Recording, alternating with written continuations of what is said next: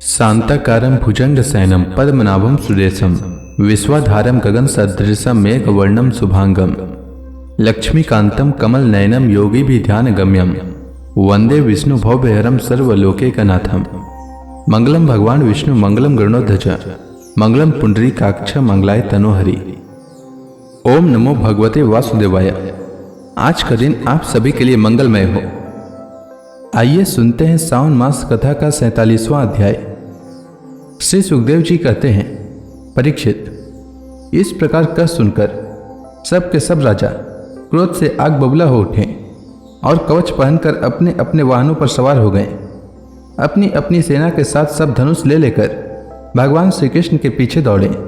राजन, जब यदुवंशियों के सेनापतियों ने देखा कि शत्रु दल हम पर चढ़ा आ रहा है, तब उन्होंने भी अपने अपने धनुष का टंकार किया और घूमकर उनके सामने डट गए।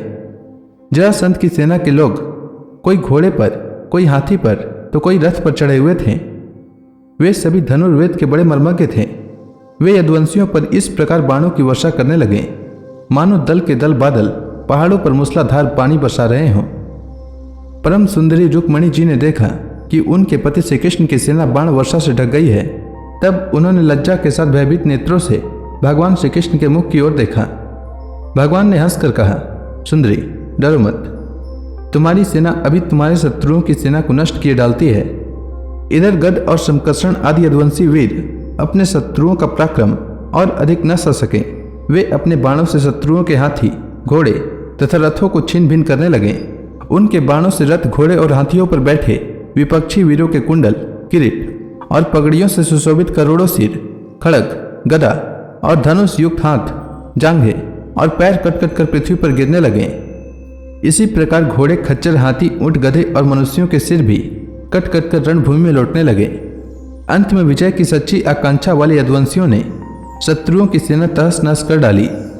जरासंध आदि सभी राजा युद्ध से पीठ दिखाकर भाग खड़े हुए। उधर से शिशुपाल अपनी भावी पत्नी के छिन जाने के कारण मरणासन सा हो रहा था। न तो उसके हृदय में उत्साह रह गया था और न तो शरीर पर कांति।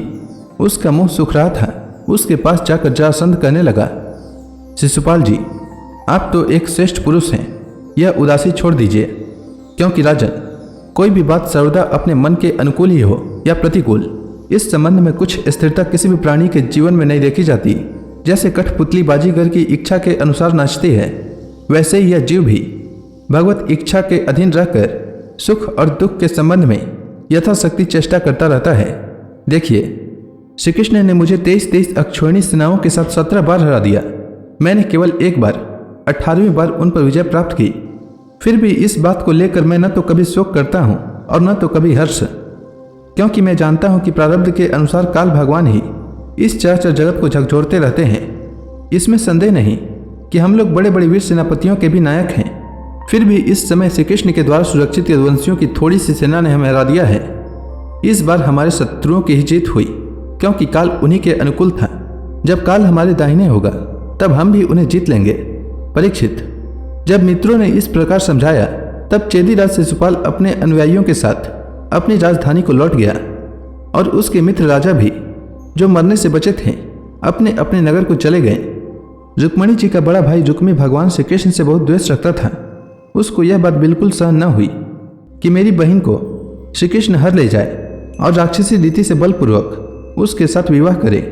रुक्मी बलि तो था ही, उसने एक अक्षौहिणी सेना साथ ले ली और श्री कृष्ण का पीछा किया। महाबाहु रुक्मी क्रोध के मारे जल रहा था। उसने कवच पहनकर और धनुष धारण करके समस्त नरपतियों के सामने यह प्रतिज्ञा की, मैं आप लोगों के बीच में यह शपथ करता हूँ कि यदि मैं युद्ध में श्री कृष्ण को न मार सका और अपनी बहन रुक्मणी को न लौटा सका, तो अपनी राजधानी कुंडिनपुर में प्रवेश नहीं करूंगा। परीक्षित, यह कहकर वह रथ पर सवार हो गया और सारथी से बोला, जहां श्री कृष्ण हो वहीं शीघ्र से शीघ्र मेरा रथ ले चलो। आज मेरा उसी के साथ युद्ध होगा। आज मैं अपने तीखे बाणों से उस खोटी बुद्धि वाले ग्वाले के बलवीरी का घमंड चूर चूर कर दूंगा। देखो तो उसका साहस, वह हमारी बहन को बलपूर्वक हर ले गया। परीक्षित, रुक्मी की बुद्धि बिगड़ गई थी। वह भगवान के तेज प्रभाव को बिल्कुल नहीं जानता था। इसी से इस प्रकार बहक बहक कर बातें करता हुआ वह एक ही रथ से श्री कृष्ण के पास पहुंचकर ललकारने लगा, खड़ा रह, खड़ा रह। उसने अपने धनुष को बलपूर्वक खींचकर भगवान श्री कृष्ण को 3 बाण मारे और कहा, एक क्षण मेरे सामने ठहर। यदुवंशियों के कुल कलंक, जैसे कौवा होम की सामग्री चुराकर उड़ जाए, वैसे ही तू मेरी बहन को चुराकर कहाँ भागा जा रहा है? अरे मंद, तू बड़ा मायावी और कपट युद्ध में कुशल है। आज मैं तेरा सारा गर्व नष्ट किए डालता हूँ। देख, जब तक मेरे बाण तुझे धरती पर सुला नहीं देते, उसके पहले ही इस बच्ची को छोड़कर भाग जा। रुक्मी की बात सुनकर भगवान श्री कृष्ण मुस्कुराने लगे। उन्होंने उसका धनुष काट डाला और उस पर 6 बाण छोड़े। साथ ही भगवान श्री कृष्ण ने 8 बाण उसके 4 घोड़ों पर और 2 सारथी पर छोड़े और 3 बाणों से उसके रथ की ध्वजा को काट डाला। तब रुक्मी ने दूसरा धनुष उठाया और भगवान श्री कृष्ण को 5 बाण मारे। उन बाणों के लगने पर उन्होंने उसका वह धनुष भी काट डाला। रुक्मी ने इसके बाद एक और धनुष लिया, परंतु हाथ में लेते ही लेते अविनाशी अच्युत ने उसे भी काट डाला। इस प्रकार रुक्मी ने परिघ, पटिस, शूल, ढाल, तलवार, शक्ति और तोमर जितने अस्त्र शस्त्र उठाए, उन सभी को भगवान ने प्रहार करने से पहले ही काट डाला। अब रुक्मी क्रोधवश हाथ में तलवार लेकर भगवान श्री कृष्ण को मार डालने की इच्छा से रथ से कूद पड़ा और इस प्रकार उनकी ओर झपटा जैसे पतंगा आग की ओर लपकता है। जब भगवान ने देखा कि रुक्मी मुझ पर चोट करना चाहता है, तब उन्होंने अपने बाणों से उसकी ढाल तलवार को तिल तिल करके काट दिया और उसको मार डालने के लिए हाथ में तीखी तलवार निकाल ली। जब रुक्मिणी जी ने देखा कि ये तो हमारे भाई को अब मार ही डालना चाहते हैं, तब वे भय से विवल हो गई और अपने प्रियतम पति भगवान श्री कृष्ण के चरणों पर गिरकर करुण स्वर से बोली, देवताओं के भी आराध्य देव जगतपते, आप योगेश्वर हैं। आपके स्वरूप और इच्छाओं को कोई जान नहीं सकता। आप परम बलवान हैं, परंतु कल्याण स्वरूप भी तो हैं। प्रभु, मेरे भैया को मारना आपके योग्य काम नहीं है। श्री सुखदेव जी कहते हैं, रुक्मिणी जी का एक एक अंग भय के मारे थर थर कांप रहा था। शोक की प्रबलता से मुख सूख गया था, गला रुंध गया था। आतुरतावश सोने का हार गले से गिर पड़ा था और इसी अवस्था में वे भगवान के चरण कमल पकड़े हुए थे। परम दयालु भगवान उन्हें भयभीत देखकर करुणा से द्रवित हो गए। उन्होंने रुक्मी को मार डालने का विचार छोड़ दिया। फिर भी रुक्मी उनके अनिष्ट की चेष्टा से विमुख न हुआ। तब भगवान श्री कृष्ण ने उसको उसी के दुपट्टे से बांध दिया। तब तक यदुवंशी वीरों ने शत्रु की अद्भुत सेना को तहस नहस कर डाला, ठीक वैसे ही जैसे हाथी कमल वन को रौंद डालता है। फिर वे लोग उधर से लौटकर श्री कृष्ण के पास आए तो देखा कि रुक्मी दुपट्टे से बंधा हुआ अधमरी अवस्था में पड़ा हुआ है। उसे देखकर सर्वशक्तिमान भगवान बलराम जी को बड़ी दया आई और उन्होंने उसके बंधन खोलकर उसे छोड़ दिया तथा श्री कृष्ण से कहा, कृष्ण, तुमने यह अच्छा नहीं किया। यह निंदित कार्य हम लोगों के योग्य नहीं है। अपने संबंधी के साथ ऐसा व्यवहार यह तो एक प्रकार का वध ही है। इसके बाद बलराम जी ने रुक्मिणी को संबोधन करके कहा, साध्वी, तुम्हारे भाई के साथ ऐसा व्यवहार हुआ, यह सोचकर हम लोगों से बुरा न मानना, क्योंकि जीव को सुख दुख देने वाला कोई दूसरा नहीं है। उसे तो अपने ही कर्म का फल भोगना पड़ता है। अब श्री कृष्ण से बोले, कृष्ण, यदि अपना सगा संबंधी वध करने योग्य अपराध करे तो भी अपने ही संबंधियों के द्वारा उसका मारा जाना उचित नहीं है। उसे छोड़ देना चाहिए। वह तो अपने अपराध से ही मर चुका है, मरे हुए को फिर क्या मारना।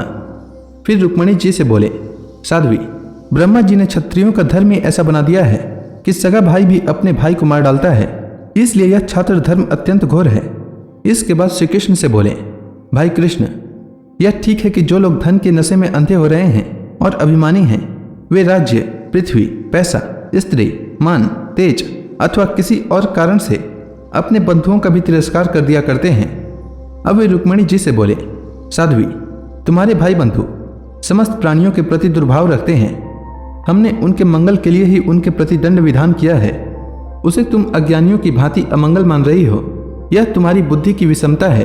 देवी, जो लोग भगवान की माया से मोहित होकर देह को ही आत्मा मान बैठते हैं, उन्हीं को ऐसा आत्ममोह होता है कि यह मेरा मित्र है, यह शत्रु है और यह उदासीन है।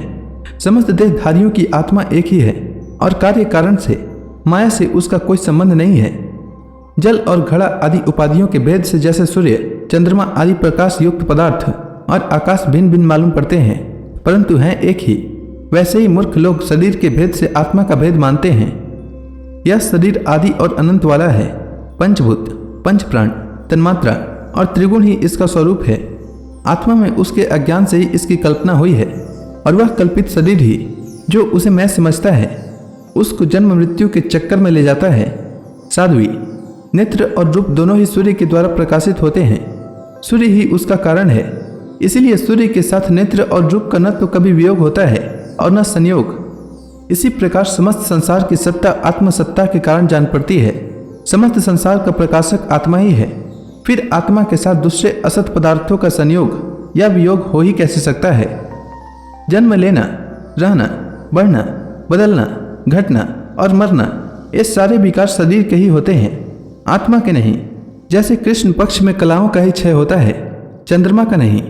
परंतु अमावस्या के दिन व्यवहार में लोग चंद्रमा का ही क्षय हुआ कहते सुनते हैं। वैसे ही जन्म मृत्यु आदि सारे विकार शरीर के ही होते हैं, परंतु लोग उसे भ्रमवश अपने आत्मा का मान लेते हैं। जैसे सोया हुआ पुरुष किसी पदार्थ के न होने पर भी स्वप्न में भोगता, भोग्य और भोग रूप फलों का अनुभव करता है, उसी प्रकार अज्ञानी लोग झूठ मूठ संसार चक्र का अनुभव करते हैं। इसलिए साध्वी, अज्ञान के कारण होने वाले इस शोक को त्याग दो। यह शोक अंतःकरण को मुरझा देता है, मोहित कर देता है। इसलिए इसे छोड़कर तुम अपने स्वरूप में स्थित हो जाओ। तो इसी के साथ यह अध्याय समाप्त हुआ। इसके आगे की कथा मैं कल के अध्याय में सुनाऊंगा। तब तक के लिए भगवान हरि का नाम लेते रहें। तो प्रेम से बोलिए भगवान विष्णु की जय, श्री कृष्ण भगवान की जय, समस्त देवी देवताओं की जय।